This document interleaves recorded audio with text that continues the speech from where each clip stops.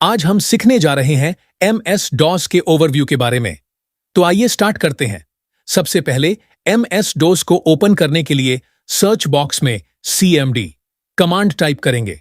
यह टाइप करते ही ऊपर सर्च लिस्ट में कमांड प्रॉम्प्ट दिखाई देगा, जिस पर माउस से सिंगल क्लिक व कीबोर्ड से इंटर कर इसे ओपन कर लें, या हम इसे रन कमांड से भी ओपन कर सकते हैं।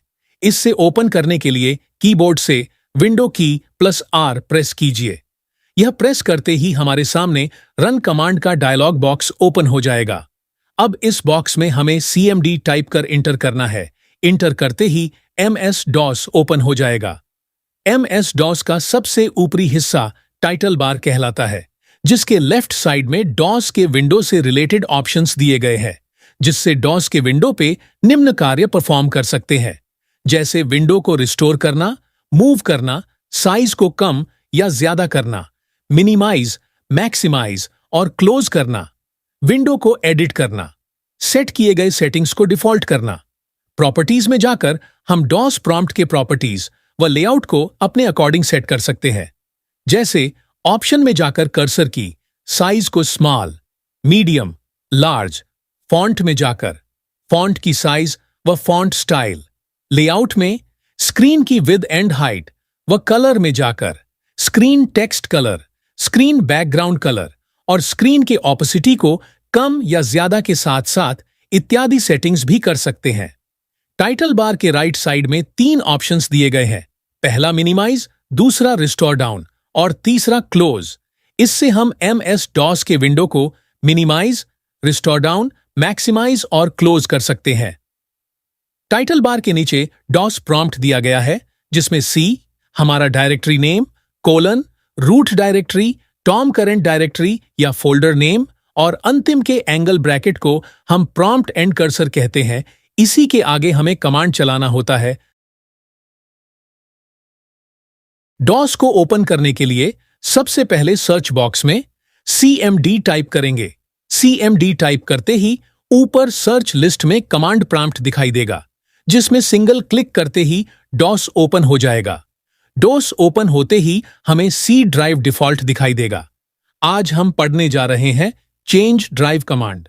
तो यहां DOS प्रॉम्प्ट में हमें C ड्राइव की जगह चेंज करना है D ड्राइव। ड्राइव का नाम A से Z हो सकता है। अब जानना यह भी जरूरी है कि इस कमांड का उपयोग किस लिए किया जाता है।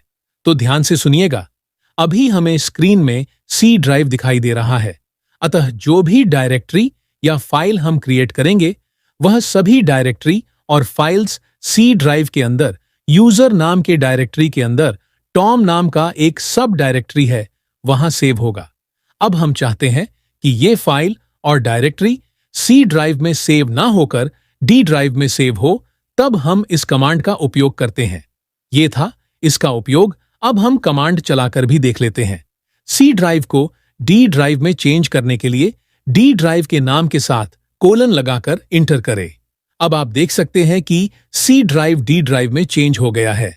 अब हम इस ड्राइव में जो भी डायरेक्टरी, फाइल या कमांड चलाएंगे, वह सभी डायरेक्टरी और फाइल D ड्राइव में सेव होगा। तो इस कमांड से हम वर्तमान विंडोज ऑपरेटिंग सिस्टम का वर्जन देख सकते हैं।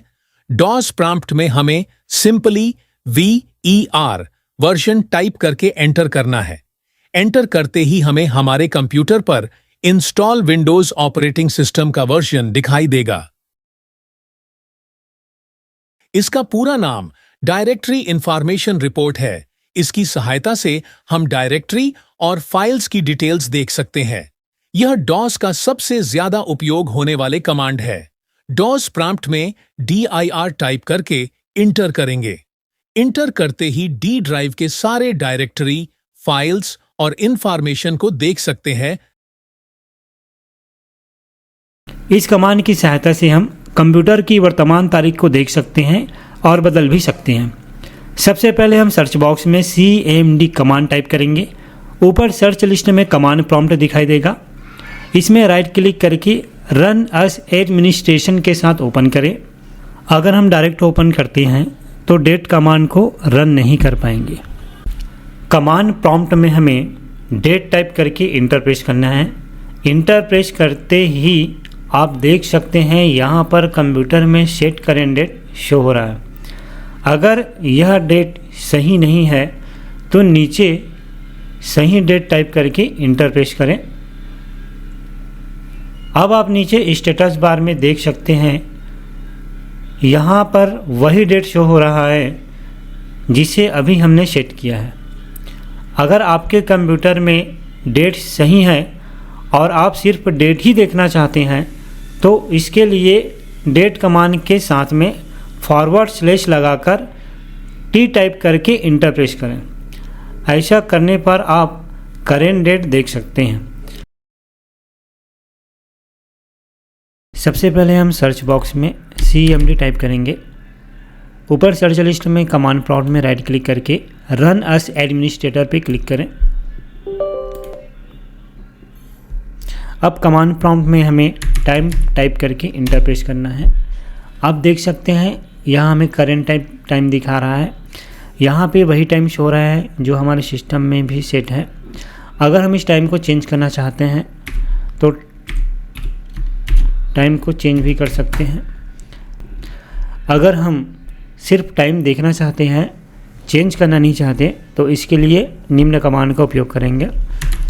टाइम के साथ में फॉरवर्ड स्लैश लगा के टी टाइप करके इंटर प्रेस करेंगे। अब आप देख सकते हैं यहाँ पे हमें सिर्फ टाइम शो हो रहा है।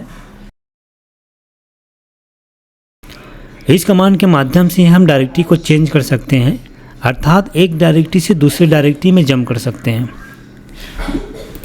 डॉस प्रॉम्प्ट में CD टाइप करने के बाद उस डायरेक्टरी का नाम लिखना है जिस डायरेक्टरी के अंदर आप जाना चाहते हैं। डायरेक्टरी का नाम लिखने के बाद इंटर प्रेस करना है। इंटर प्रेस करते ही आप देख सकते हैं टॉम नाम के डायरेक्टरी के अंदर हम जा चुके हैं।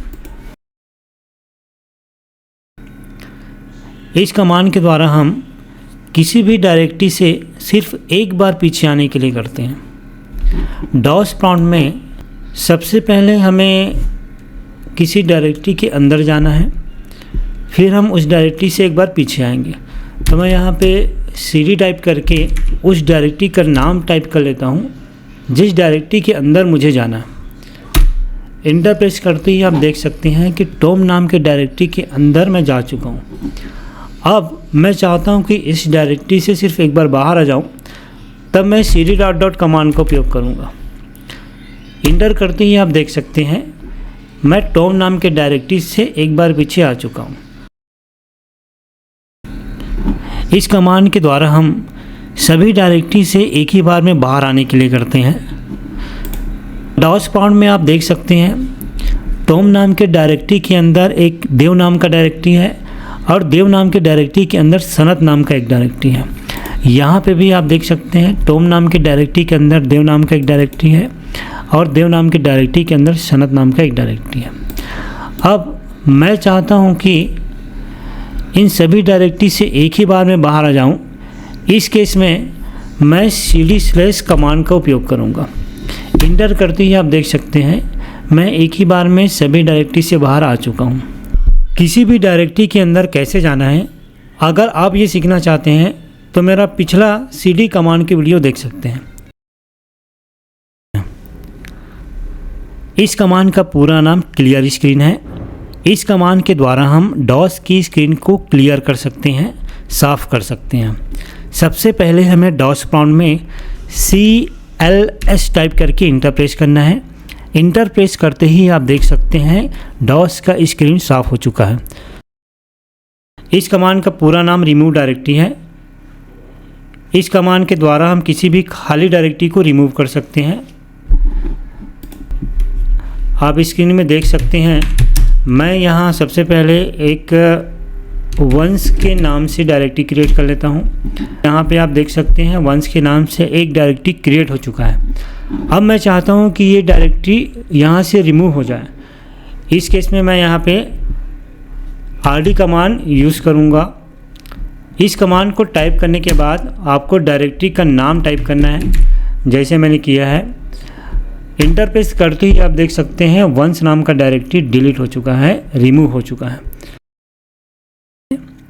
इस कमांड के द्वारा हम नई फाइल क्रिएट कर सकते हैं।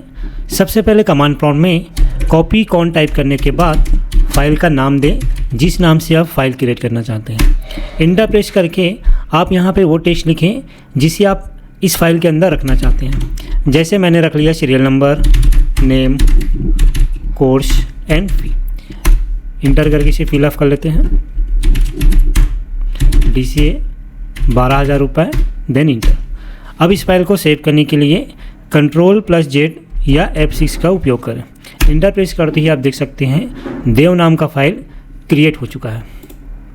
इस फाइल को देखने के लिए राइट क्लिक करके ओपन विथ में जाके नोटपैड के थ्रू देख सकते हैं। इस कमांड का उपयोग किसी भी फाइल को कॉपी करने के लिए किया जाता है, ना कि डायरेक्टरी को। तो आइए कमांड प्रॉम्प्ट में चलते हैं। सबसे पहले कॉपी टाइप करने के बाद उस फाइल का नाम दें जिस फाइल को आप कॉपी करना चाहते हैं। फाइल का नाम टाइप करने के बाद डायरेक्टरी का नाम दें जिस डायरेक्टरी के अंदर आप इस फाइल को सेव करना चाहते हैं। डायरेक्टरी का नाम लिखने के बाद इंटर प्रेस करेंगे। इंटर प्रेस करते ही आप देख सकते हैं स्टूडेंट नाम का फाइल टॉम नाम के डायरेक्टरी के अंदर सेव हो चुका है। इस कमांड का पूरा नाम रीनेम है। इस कमांड के द्वारा हम फाइल और डायरेक्टरी के नाम को रीनेम कर सकते हैं। यहाँ स्क्रीन में आप देख सकते हैं ई ड्राइव में टोमेंद्र और देवेंद्र के नाम से एक फाइल और फोल्डर अर्थात डायरेक्टरी बना हुआ है।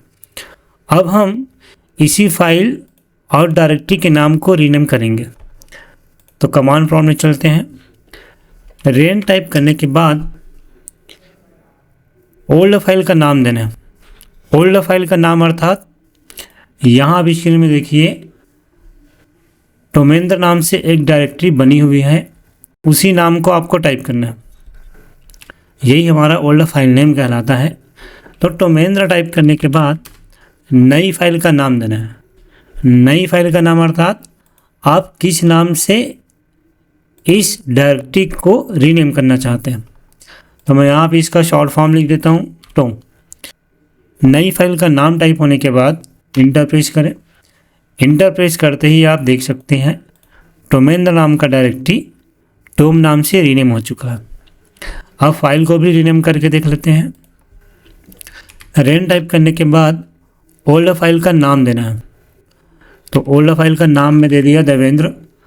अब इसके बाद हमें नई फाइल का नाम देना है। नई फाइल का नाम अर्थात जिस नाम से आप इस फाइल को रीनेम करना चाहते हैं। तो यहाँ पे मैं इसका भी शॉर्ट फॉर्म दे देता हूँ देव। फाइल का नया नाम देने के बाद इंटर प्रेस करें। इंटर प्रेस करते ही आप यहाँ देख सकते हैं देवेंद्र नाम का फाइल भी रीनेम हो चुका है। इस कमांड का उपयोग किसी भी फाइल को डिलीट करने के लिए किया जाता है। आप स्क्रीन में देख सकते हैं डी ड्राइव में देव नाम का एक फाइल है।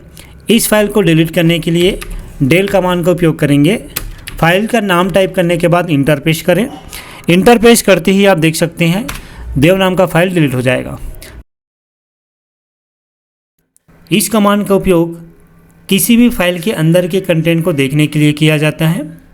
सबसे पहले डॉस प्रॉम्प्ट में टाइप कमांड टाइप करने के बाद उस फाइल का नाम देना है जिस फाइल के अंदर के कंटेंट को आप देखना चाहते हैं। इंटर प्रेस करते ही फाइल के अंदर के कंटेंट शो हो जाएगा। इस कमांड के द्वारा हम डॉस में टेक्स्ट के कलर को चेंज कर सकते हैं। कमांड प्रॉम्प्ट में कलर के साथ एट्रिब का यूज़ करेंगे। इंटर प्रेस करते ही आप देख सकते हैं कलर के नाम के साथ में हमें कुछ कोड्स दिख रहे हैं। इसी कोड की मदद से हम कलर को चेंज कर सकते हैं। जैसे मुझे ब्लू कलर करना है तो मैं कलर के साथ में 1 प्रेस करूँगा। अगर मुझे ग्रीन कलर करना है तो कलर के साथ में 2 प्रेस करूँगा। इसी तरह मुझे टेक्स्ट की कलर को एक्वा करना है तो कलर के साथ में 3 टाइप करके इंटर करूँगा। इसी के साथ में अगर मैं टेक्स्ट का कलर रेड करना चाहता हूँ तो इसके लिए मैं 4 प्रेस करूँगा। इसी प्रकार हर एक कलर के लिए अलग अलग कोड दिया हुआ है जिसे आप यूज़ करके टेक्स्ट की कलर को चेंज कर सकते हैं। इस कमांड का पूरा नाम चेक डिस्क है। इस कमांड का उपयोग डिस्क की जांच करने और उसमें मौजूद त्रुटियों को ठीक करने के लिए किया जाता है। chkdisk कमांड के कुछ फ़ायदे हैं, जैसे डिस्क त्रुटियों की जांच करना, डिस्क की सफाई करना, फाइल सिस्टम की मरम्मत करना व डेटा की सुरक्षा करना। इस कमांड का उपयोग करने से पहले यह सुनिश्चित करें कि आपने अपने डेटा का बैकअप लिया है या नहीं, क्योंकि इस कमांड के दौरान डेटा की हानि भी हो सकती है। तो आइए अब इस कमांड को एग्जीक्यूट करके भी देख लेते हैं। अगर मैं चाहता हूं जी ड्राइव को चेक करूं, तब इस केस में मैं chkdisk कमांड का उपयोग करूंगा।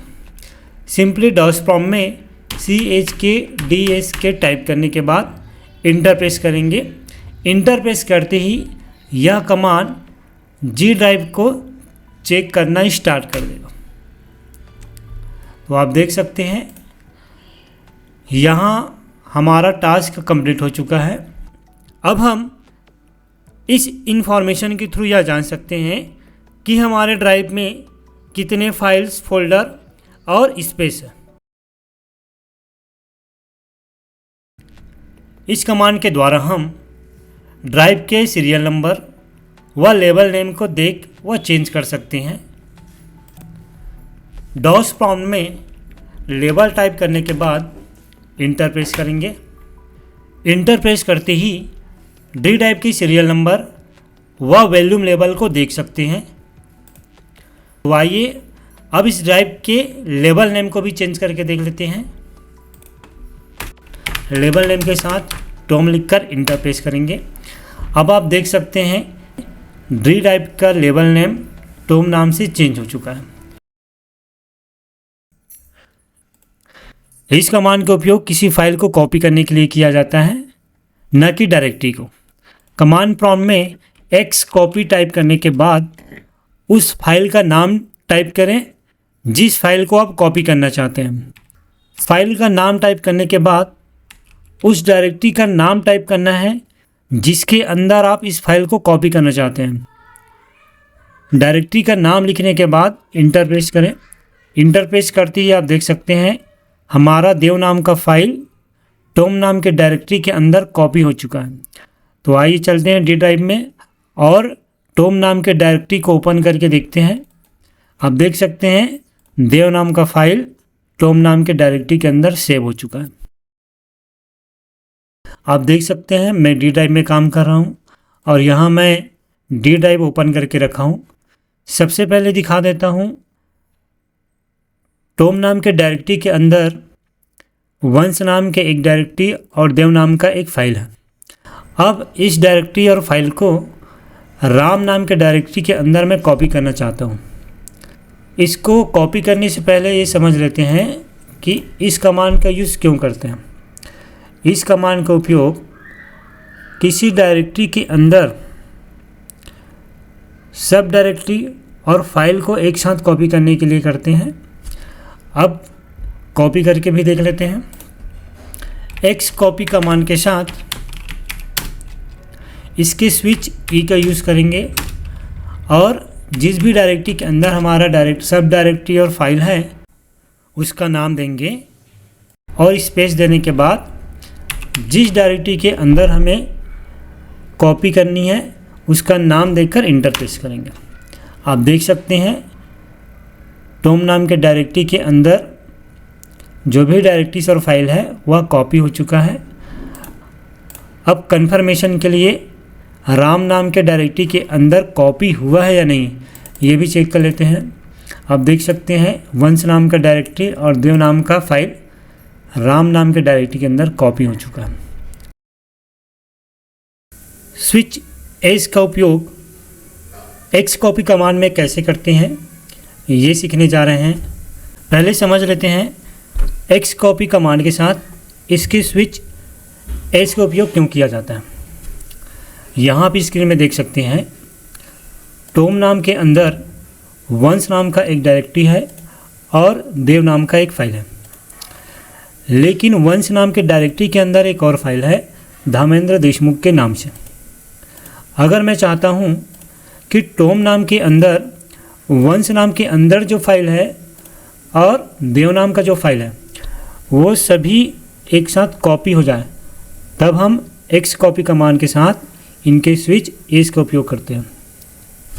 एक बार और आसान शब्दों में समझते हैं। फिल डायरेक्टरी नॉट एम्प्टी डायरेक्टरी, अर्थात डायरेक्टरी के अंदर फाइल होनी चाहिए और अगर खाली डायरेक्टरी है तो वह डायरेक्टरी कॉपी नहीं होगा। अगर खाली डायरेक्टरी है तो वह डायरेक्टरी कॉपी नहीं होगा। अगर डायरेक्टरी के अंदर डायरेक्टरी है तो वह डायरेक्टरी भी कॉपी नहीं होगा। डायरेक्टरी के अंदर फाइल होना चाहिए, नॉट डायरेक्टरी, तभी वह डायरेक्टरी कॉपी हो सकता है। तो आप देख सकते हैं वंश नाम के डायरेक्टरी के अंदर मैंने एक फाइल रखी हुई है। तो अब इस कमांड को यूज़ करके भी देख लेते हैं। एक्स कॉपी कमांड के साथ इनके स्विच एस का यूज़ करूँगा और जिस भी डायरेक्टरी के अंदर मेरा सब डायरेक्टरी और फाइल है उसका नाम देने के बाद स्पेस देंगे और स्पेस देने के बाद उस डायरेक्टरी का नाम देना है जिस डायरेक्टरी के अंदर हम सभी सब डायरेक्टरी और फाइल्स को कॉपी करना चाहते हैं। इतना करने के बाद आपको इंटर प्रेस करना है। इंटर प्रेस करते ही आप देख सकते हैं टॉम नाम के अंदर जो डायरेक्टरीज और फाइल है वह सारी डायरेक्टरी और फाइल्स कॉपी हो चुका है। तो कन्फर्मेशन के लिए राम नाम के डायरेक्टरी को ओपन करके भी देख लेते हैं। अब देख सकते हैं वंश नाम के अंदर धर्मेंद्र देशमुख नाम का जो फाइल है वह कॉपी हो चुका है और देव नाम का फाइल भी कॉपी हो चुका है। इस कमांड का पूरा नाम मेक डायरेक्टरी है। इस कमांड की सहायता से हम न्यू डायरेक्टरी क्रिएट कर सकते हैं। डॉस प्रॉम्प्ट में सबसे पहले हमें एमडी टाइप करके डायरेक्टरी का नाम लिखकर इंटर प्रेस करना है। इंटर प्रेस करते ही आप देख सकते हैं टॉम नाम का एक डायरेक्टरी क्रिएट हो चुका है। Thank you so much for watching.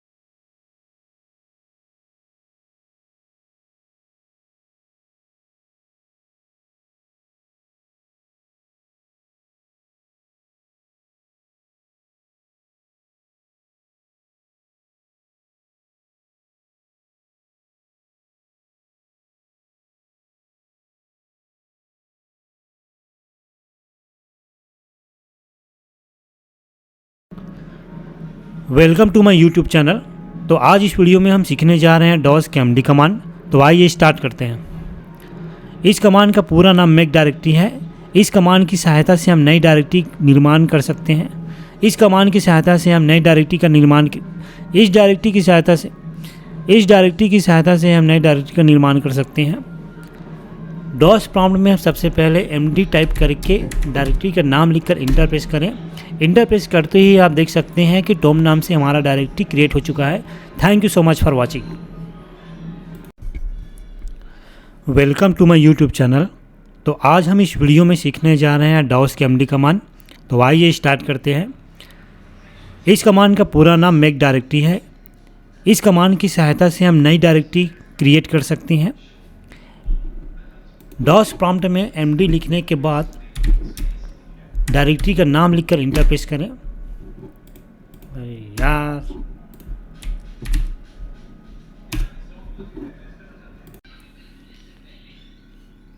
Welcome to my YouTube channel. तो आज हम इस वीडियो में सीखने जा रहे हैं डॉस KMD कमांड। तो आइए स्टार्ट करते हैं। इस कमांड का पूरा नाम मेक डायरेक्टरी है। इस कमांड की सहायता से हम नई डायरेक्टरी क्रिएट कर सकते हैं। MD टाइप करने के बाद डायरेक्टरी का नाम लिखें। नाम लिखकर इंटर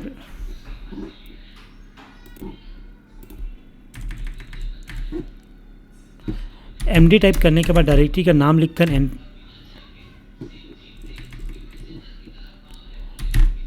MD लिखने के बाद डायरेक्टरी का नाम लिखकर इंटर प्रेस करें। इंटर प्रेस करते ही आप देख सकते हैं टॉम नाम का एक डायरेक्टरी क्रिएट हो चुका है।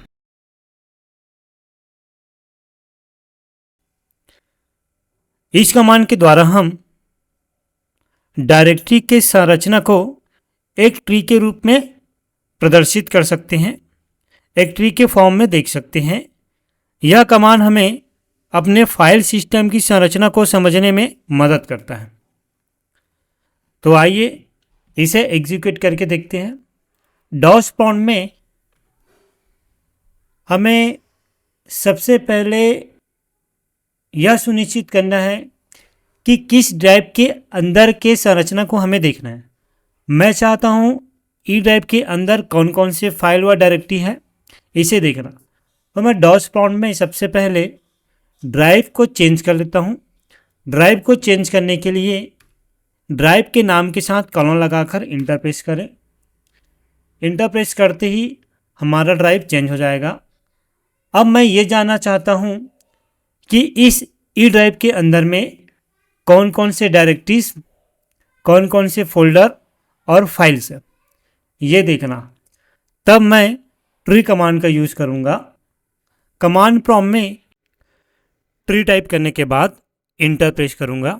इंटर प्रेस करते ही आप देख सकते हैं ई ड्राइव के अंदर में ITI नाम का एक डायरेक्टरी है और इस डायरेक्टरी के अंदर कोपा, इलेक्ट्रीशियन और स्टेनो नाम के 3 और डायरेक्टरी हैं।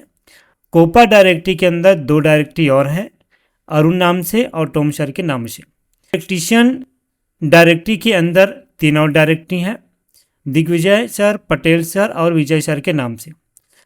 स्टेनो डायरेक्टरी के अंदर एक डायरेक्टरी है लक्ष्मी में। अब मैं ई ड्राइव को ओपन करके भी दिखा देता हूँ।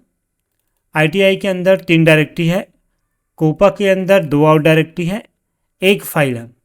अब यहाँ पे इस फाइल का नाम शो नहीं कर रहा है। पीछे आके इलेक्ट्रीशियन के अंदर भी चेक कर लेते हैं। इलेक्ट्रीशियन डायरेक्टरी के अंदर 3 और डायरेक्टरी है, आप डॉस प्रॉम्प्ट में देख सकते हैं। लेकिन डॉस प्रॉम्प्ट में देव नाम के फाइल को शो नहीं कर रहा है। पीछे आके इसी तरीके से हम स्टेनो नाम के डायरेक्टरी को भी एक बार चेक कर लेते हैं। स्टेनो नाम के डायरेक्टरी के अंदर लक्ष्मी मैम के नाम से एक और डायरेक्टरी है, आप यहाँ देख सकते हैं। अब मैं चाहता हूँ इस डायरेक्टरी के अंदर जो फाइल हैं और जो डायरेक्टरी हैं वो दोनों शो करें। तब मैं ट्री कमांड के साथ इसके स्विच F का यूज़ करूँगा। इसे टाइप करने के बाद इंटर प्रेस करें। इंटर प्रेस करते ही आप डायरेक्टरी के नाम के साथ में फाइल के नाम को भी देख सकते हैं।